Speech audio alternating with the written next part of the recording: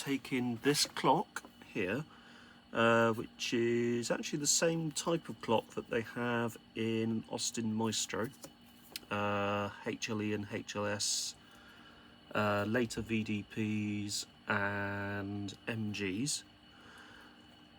Same clock, but not branded as anything. Seems to be sort of provided by a company called Oak. Has a Toshiba T3605N controller chip and an NEC 4A8S tube or VFD. So what I'm doing is I've removed the VFD and I'm extending the leads to resolder it to the board so that I can mount it at the front of this little binnacle. So the screen, or rather the diffusory bit, will go here. Yeah, here. This rocker will obviously be in front of the buttons. The buttons will be positioned behind here because they'll also be extended. And then the board itself should sit kind of like so, out of the way of these mounting points, so it should hopefully sit quite nicely tucked out of the way on the sort of top of the unit, the top of the binnacle, like this. And then we'll have obviously the VFD wired in, so the wires will sort of come in here. This will be attached to the main loom, so basically these here, so onto this loom, and it should all be good. So I've actually tested it before starting this process. You've got these two 12-volt connectors here, so we've got battery, ignition, and another 12-volt, which when you apply 12 volts it actually dims the VFD. So that on the Renault is supplied by the white wire.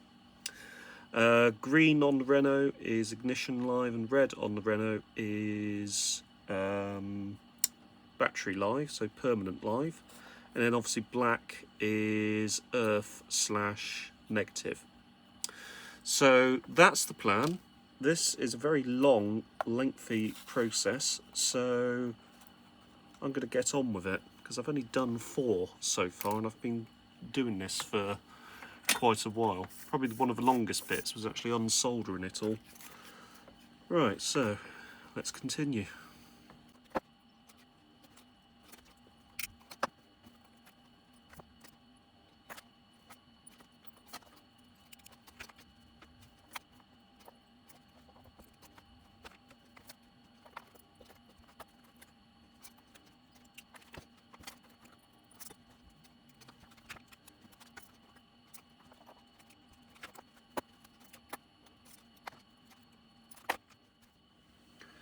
Right, so this has taken ages to get to this stage, and this is just one side. So I've managed to get this complete side done with fly leads coming off of it, so looks something like this. And I've kind of alternated red, blue, red and blue, so that I kind of know, I sort of have an order that these going, hopefully.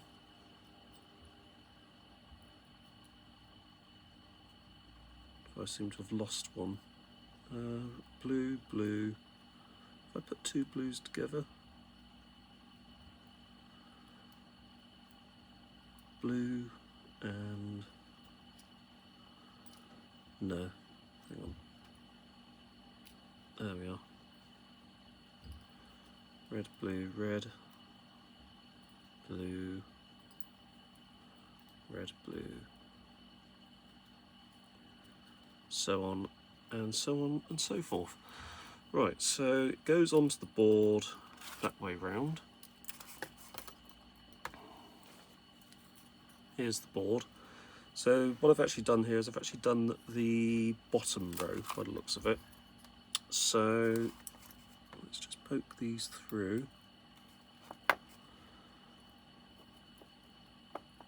And I'll be honest, what I'm tempted to do is solder this row onto the board so that I know that it's done, so to speak. And I then don't have to worry about losing them and losing the position. So we need to be careful because we don't want to get the order incorrect. So we'll start off with these two, I think. And then we'll just work our way along the board. And then we can start with the top row.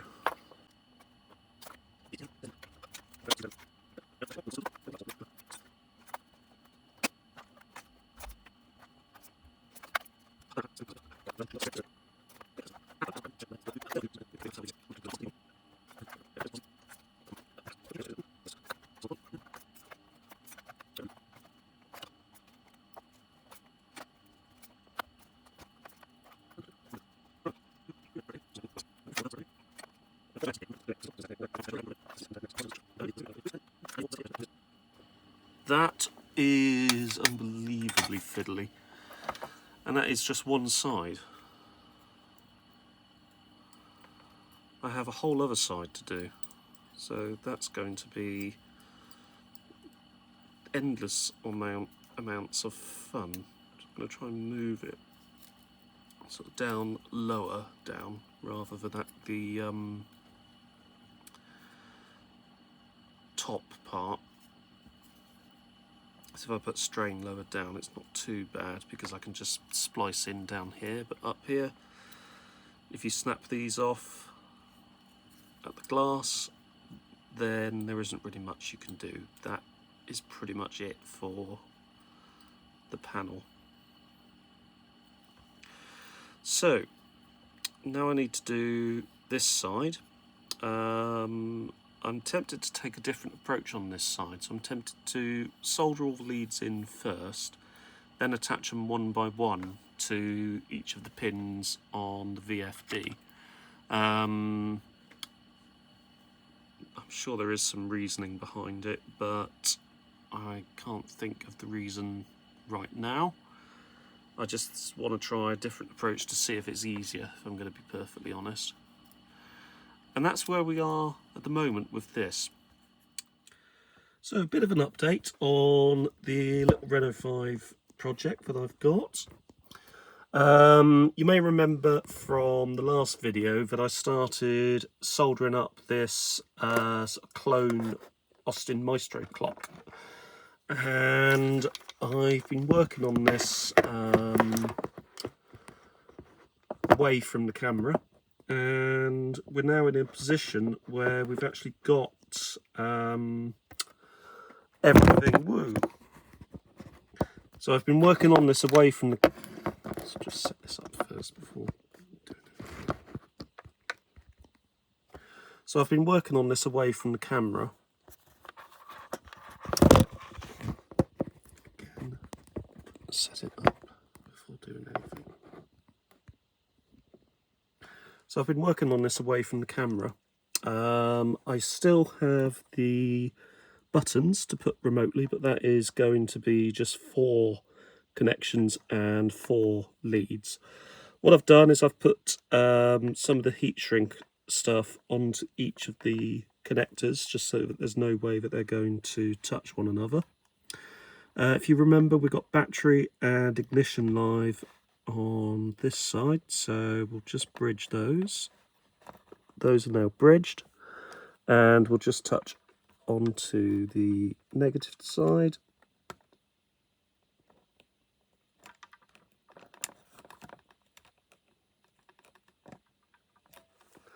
Just making sure that that is actually protruding, so I don't think that was out enough, so just touch onto earth.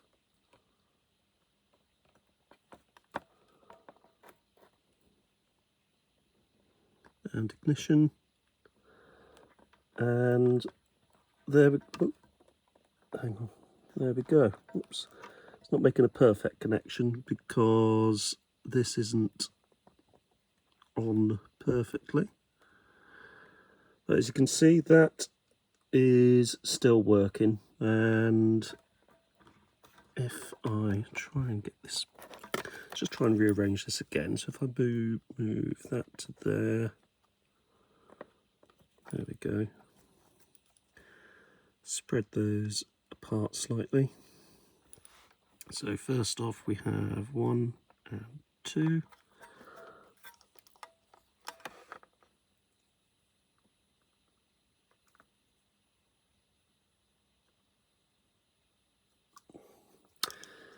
Then we have earth. And yeah, you can see if I press the button to increase hours, that's minutes, and the other one will be hours, which should work as well. Oops.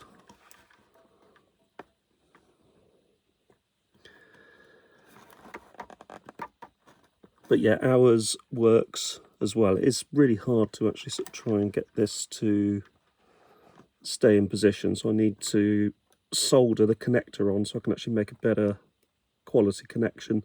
But yeah, that is working.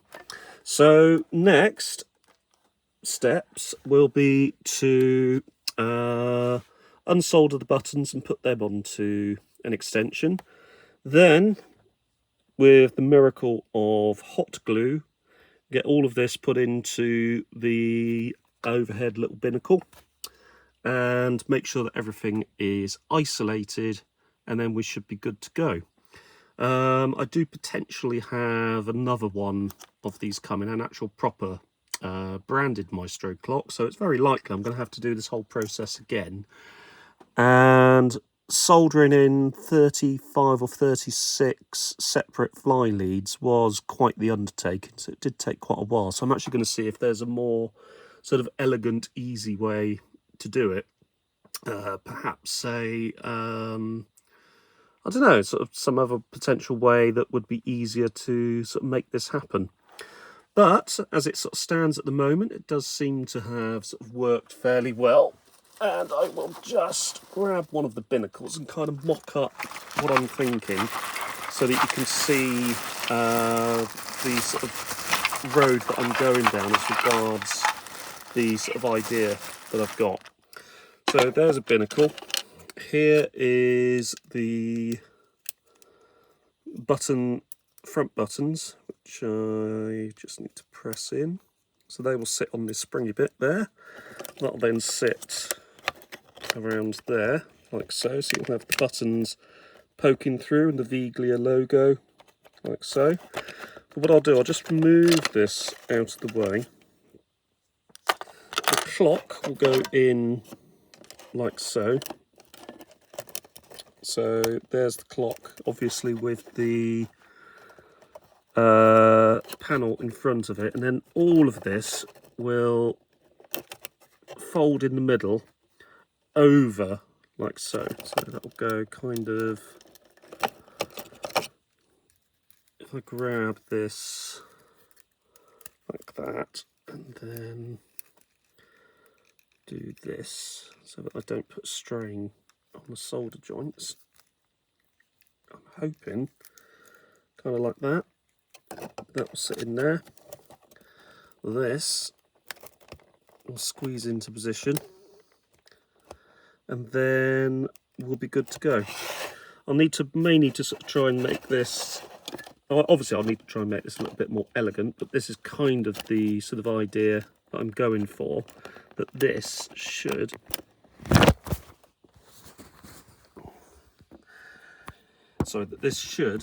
sit kind of flat inside the binnacle itself.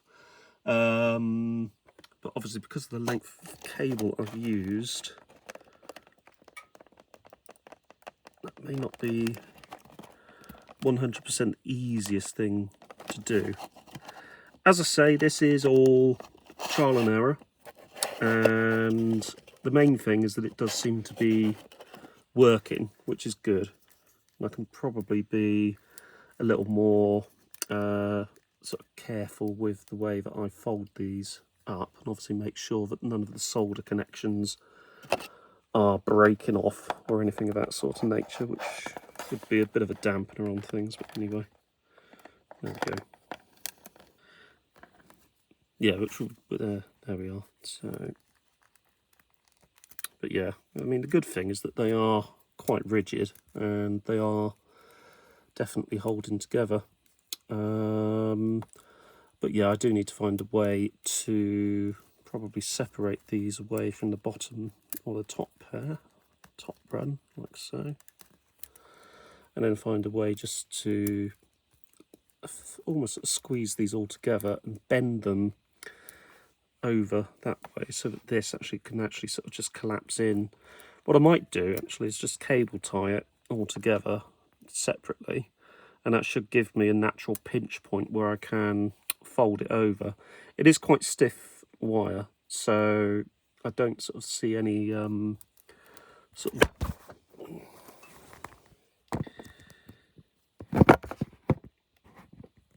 it is quite stiff wire, so I don't see sort of too much risk in it snapping at all. But the main thing I want to be careful of is that sensitive, delicate VFD at the top there. But yeah, we should be okay. Next thing though is just to unsolder these two, well, these sort of four, extend the buttons, and then we'll be ready to adapt and fit it into the binnacle. So obviously kind of like that, with the rest of it flobbed in behind. It can actually probably sit into that directly, like so, and then just be sort of hot glued into position. So what I might try is straightening that out a bit, like so, to get all of those down. That would then sit in like so, and then the buttons would go sort of below it. However, and at the moment that's the best I can get out of this clock. This resistor here is actually the resistor for the see those three lines there, those are the heaters for the cathode. So they actually heat the cathode, which causes electrons to hit the phosphor. So there's a little grid there that gets heated up, electrons get to hit the little phosphor grid. That does get unusually hot, but that wouldn't affect this. That wouldn't cause that. What it would do is if you try to bridge those two connectors, you run the heaters at full current and they just glow a cherry red, which you don't ever want to do because it shortens the life of the VFD substantially. If I say bridge, say these two to try and get some kind of time adjustment, that might have just turned off because I may have just knocked this slightly. Let's just try and get that back in. Yes, that is quite delicate. Let's try that again. So if I bridge,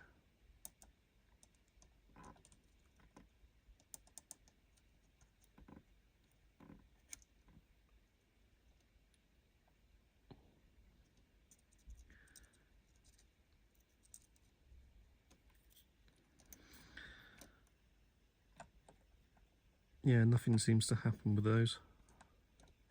So they're not actually adjusting time.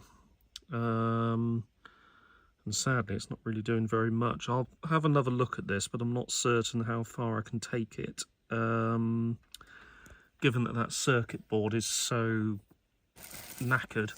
This is the other circuit board, and that one is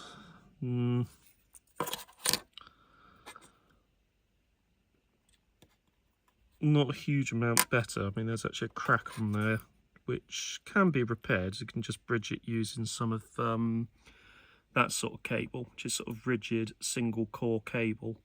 Oh, incidentally, this one is also connected to the original connector as well, so it will just plug into the car. It's currently off at the moment because this one's got my 12 volt supply here. So that's what I've managed to get out of that one so far. So this is the end result of version 1 of my Renault 5 replacement clock. So from the front, it actually looks acceptable. The problem I've had is I need to find a way to mount the buttons, but at the moment everything's glued into place, and probably what I'll do in the next revision is shorten these wires. The board will need some insulation material over it just to press it down, but it should be able to be positioned into the overhead headliner without too much issue. These buttons will adjust the time, so there we are, that's minutes, and then this other one is hours.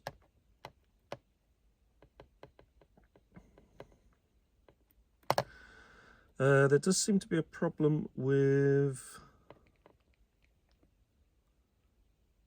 one of the segments, yeah, there you go, on the vacuum fluorescent display. That might be a problem with the display itself, unfortunately. I mean, we are dealing with stuff here that is pretty old, but we do have something that seems to work.